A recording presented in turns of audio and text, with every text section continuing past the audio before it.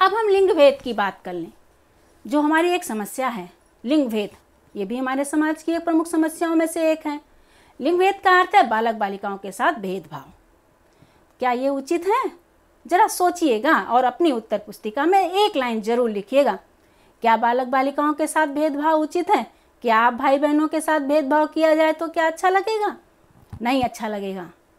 क्यों? क्योंकि वो भी तो आपके बहन है और आपके परिवार की सदस्य हैं। तो लेकिन ये समस्या हमारे देश में या हमारे समाज में कहीं ना कहीं आज भी दिखाई पड़ रही है। बालिकाओं को बालकों से कमतर आंका जाता है और बालकों को श्रेष्ठ आंका जा रहा है। तो क्या ये सही है? नहीं। क्यों? क्योंकि हमारे भारतीय संविधान में ही बालक और बालिका को समान अधिकार दिए गए हैं।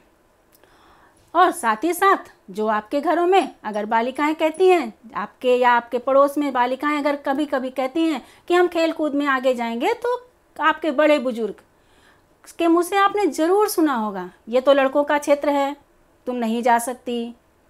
इस तरह की बातें क्या उनके अधिकारों से वंचित नहीं कर रही हैं? क्या उनकी योग्यता और उनके पर प्रश्न चिन्ह नहीं लगा रही हैं? बिल्कुल लगा रही हैं। और लड़कियों को उनके अधिकारों से वंचित करके हम समाज की आधी शक्ति को ख़त्म कर रहे हैं। क्यों? क्योंकि समाज की आधी शक्ति तो बालिकाएं ही हैं, लड़कियां हैं, महिलाएं हैं। अगर हम उनके अधिकारों से उनका वंचित कर दें और उनकी योग्यता का प्रयोग अपने देश के विकास में ना करें, तो हमारे देश की आधी शक्ति व्यर्थ कमाई चली जा रही है। और साथ ही साथ अगर हमारे देश की महिलाओं को आज भी जो महिलाएं इस अवसरों को प्राप्त कर रही हैं, जिन्हें इनका मौका दिया जा रहा है, वो देश में अपना नाम रोशन कर रही हैं। यहाँ तक कि विश्व में भी उन्होंने अपना नाम रोशन कर रखा है और भारत का झंडा लहरा रखा है। तो ऐसी कुछ महिलाओं के बारे में हम लोग जानते हैं जो हमारे देश का नाम विदेशों में भी नाम रोशन कर रही हैं। आपको यहाँ ये चित्र दिखाई पड़ रहे होंगे, ये इतनी सारी महिलाएं हैं। कौन है? प्रमुख भारतीय महिला खिलाड़ी। ये सब खेल के जगत की प्रमुख महिला खिलाड़ी हैं। इनके बारे में हम लोग थोड़ा थोड़ा जान लें, ये कौन है और क्या करती हैं। सबसे पहला चित्र है पीटी ऊषा का। ये है पीटी ऊषा। ये बहुत बढ़िया धावक हैं, ये धावक हैं, दौड़ती हैं और बहुत ही तेज़ दौड़ती हैं। इसीलिए तो इनके तेज़ दौड़ने के कारण ही इन्हें उड़न परी के नाम से जाना जाता है। और दूसरा चित्र है सानिया मिर्जा का। बच्चों, इनको तो आप ज़रूर जानते होंगे, आप सबको भी पसंद है टेनिस खेलना, खेलते भी हैं, तो इनको तो आप जानते ही होंगे। ये कौन है? सानिया मिर्जा। ये टेनिस जगत की खिलाड़ी हैं और इन्होंने तो 6 बार ग्रैंड स्लैम प्रतियोगिता जीती है और देश का नाम विदेशों में भी ऊंचा उठाया है। तीसरा है मिताली राज।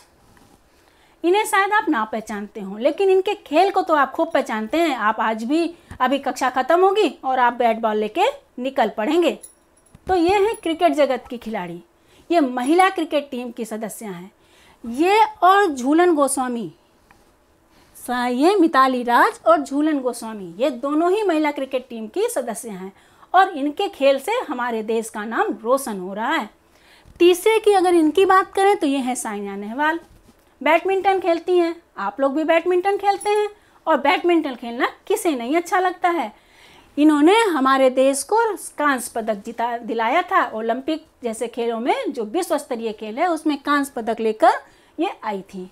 अगली है साक्षी मलिक, पहलवानी करती हैं, भारत की महिला पहलवान हैं और कांस्य पदक विजेता हैं ओलंपिक जैसे खेलों में। अब हम देखते हैं कर्ण मल्लेश्वरी को। ये भारोत्तोलक हैं, वजन उठाती हैं और वजन उठाकर हमारे देश को कांस्य पदक इन्होंने भी ओलंपिक में जिताया था। ये हैं MC मैरी कॉम, मुक्केबाज हैं और ये भी ओलंपिक में कांस्य पदक लेकर आई थी। इस तरह से आपने देखा इतनी सारी खिलाड़ी जो हमारे देश का नाम रोशन कर रही हैं, महिला खिलाड़ी हैं। अब लास्ट है PV सिंधु। PV सिंधु ने रजत पदक जिताया था, यानी दूसरे नंबर पर आई थी ओलंपिक में खेलों में। तो ये जो इतनी सारी खिलाड़ियां हैं, अगर इन्हें मौका ना मिलता तो क्या ये भारत का नाम रोशन कर पाती? नहीं।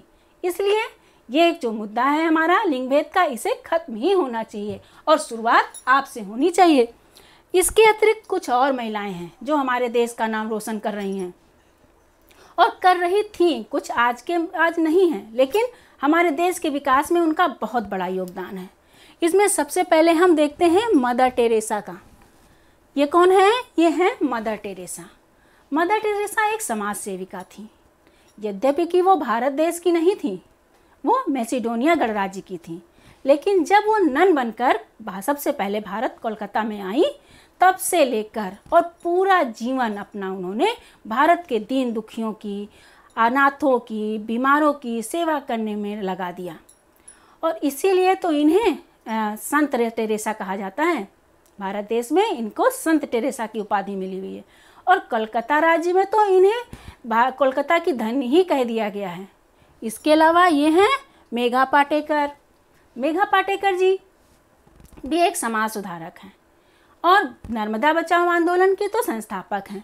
विजय लक्ष्मी पंडित ये स्वतंत्रता सेनानी है और हमारे देश के जो प्रथम प्रधानमंत्री थे पंडित जवाहरलाल नेहरू, उनकी बहन है। और ये ऐसी महिला है जो संयुक्त राष्ट्र संघ में प्रथम बार महिला उप अध्यक्ष का पद ग्रहण किया था। अगली है सुचेता कृपलानी जी। सुचेता कृपलानी उत्तर प्रदेश की महिला मुख्यमंत्री हैं। जो प्रथम महिला मुख्यमंत्री हमारे उत्तर प्रदेश की हुई सुचेता कृपलानी जी हुई हैं और इन्होंने भी स्वतंत्रता संग्राम में बहुत योगदान दिया है। अगला है हमारी जो है ये है सरोजनी नायडू जी। ये हमारे उत्तर प्रदेश की महिला राज्यपाल थी, प्रथम महिला राज्यपाल मानी जाती हैं। और साथ ही साथ बच्चों ये इतना मीठा बोलती थी कि इन्हें भारत कोकिला के नाम से जाना जाता है। अब ये है इंदिरा गांधी। इनको तो आप खूब जानते होंगे, इनकी तस्वीर आप खूब पहचानते हैं।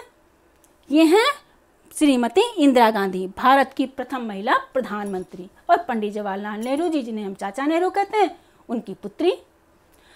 ये इतनी सशक्त महिला थी कि इन्हें आयरन लेडी के नाम से भारत में जाना जाता है। अगली है कल्पना चावला।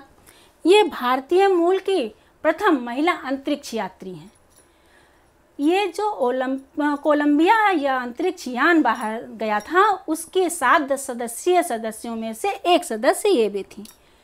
हमारे देश का दुर्भाग्य कहिए कि वो जब कोलंबिया व अंतरिक्ष यान वापस आ रहा था तो दुर्घटनाग्रस्त हो गया और जिसमें हमने इनको खो दिया। अगली हैं ये सुनीता विलियम्स हैं। ये भी भारतीय मूल की अंतरिक्ष यात्री हैं। इनकी खास विशेषता, इनके बारे में जो कहा जाता है, ये अंतरिक्ष में 195 दिन रहकर एक रिकॉर्ड बनाया था। और इसके अलावा अब हम प्रतिभा पाटिल जी को जान लेते हैं। प्रतिभा पाटिल, जिनके बारे में आप सभी जानते हैं, ये हैं हमारे देश के प्रथम महिला राष्ट्रपति। तो इस तरह ये जितनी महिलाएं हैं, चाहे वो खिलाड़ी हों, चाहे ये सब और ख्याति प्राप्त महिलाएं हैं, इन्हें अगर अवसर ना मिलता तो क्या ये इस तरह से अपने नाम को रोशन कर पाती, अपने देश का नाम रोशन कर पाती? नहीं। तो लिंग भेद अब आपको समझ में आ गया होगा कि ये बहुत बड़ी समस्या है।